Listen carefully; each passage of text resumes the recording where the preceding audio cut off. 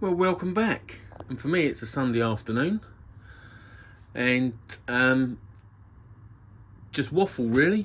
Went out on the mighty Busa, the most gorgeous Busa ever. Look at those lines, the curvature of it, the Peregrine Falcon front end look. It's just, eat your blackbird. Gorgeous, so fast as well, and pretty goddamn nimble, I must say, for a beast of its size. A lot more nimble than me. But there you go, gorgeous. I have to excuse that. There we go. Just cover that rack up at the back. Oh, look at that, gorgeous. And obviously the Gen 1 had some prettiness to it. Obviously the designer got his kids to draw that one, and really messed up with the dash. I mean, look at that. That is gorgeous. You can't get a more awesome dash to look at as you race along only at the speed limit, obviously. But yeah, absolutely beautiful. Integrated indicators, all the rest of it. It's just so sleek and so fast and so gorgeous. Yeah, the Gen 1 had some roughness about it, didn't it? Had that unfinished look, whereas the Gen 2, they just reached perfection. And then they brought out the Gen 3, which looks as though they've made it out of old GSXR 1000 parts and just made it fatter.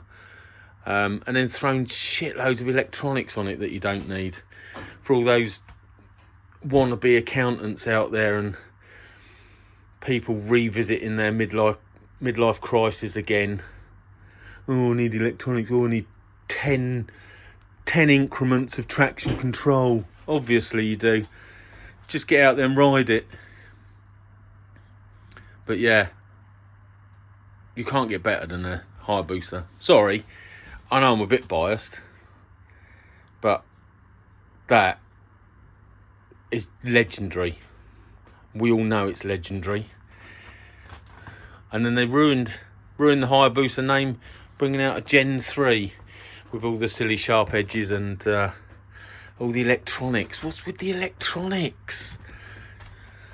Fly-by-wire throttle that doesn't work properly. None of the fly-by-wire throttles work properly. They're all snatchy and horrible. Oh, blimey. Anyway.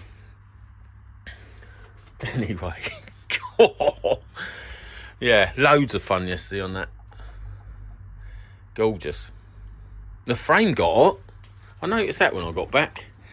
I know the frame is the heat sink and sucks up all the heat from the engine, but I could barely touch the frame when I got back yesterday.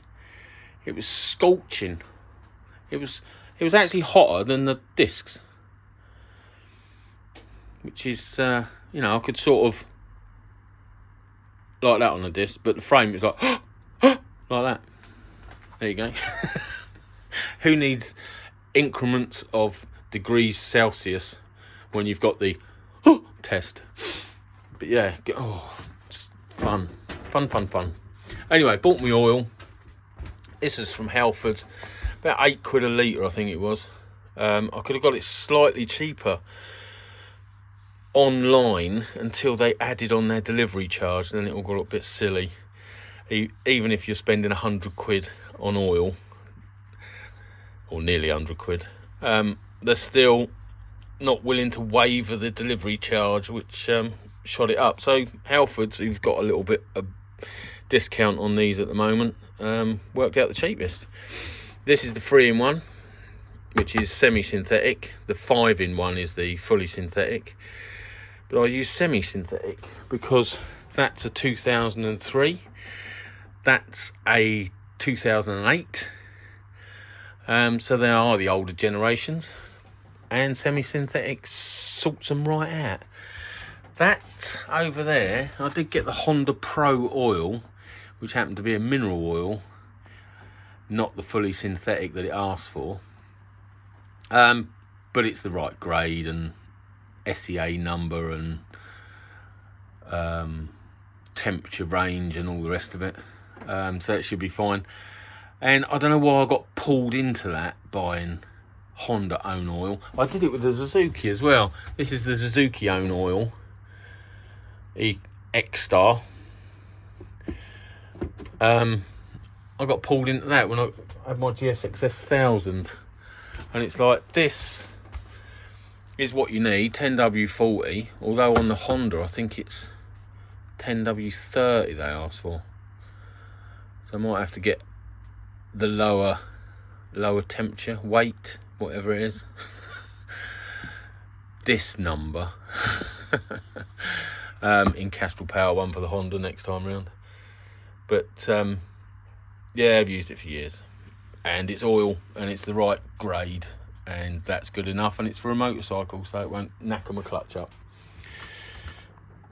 But there you go, that's me yesterday and buying my bits. This is my kit for doing the master cylinder on mediocre, which will probably be the next video. Just noticed that, yeah, it's not doing it now. It was just slow to come back out, and I checked all the pivot point there, and it's all greased enough, and yeah, it's not doing it now. But it just seemed like there was enough looseness here, and it was just waiting for the piston just to push back on it. So having given it new discs, new pads, fully refurbished the calipers and painted them, which is holding up really nicely. Not that old mediocre does many miles, but yeah, there's no signs of chipping or anything, which I'm quite pleased about. That's the what is it? That's the proper caliper paint from VHT, that is. Yeah, so I thought, I've done all the rest of it. Should have done this at the same time, didn't.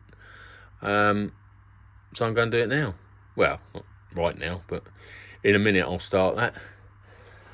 And then I bought the bits for the rear caliper on mediocre off of Fowler's. The bolts were about £5 each.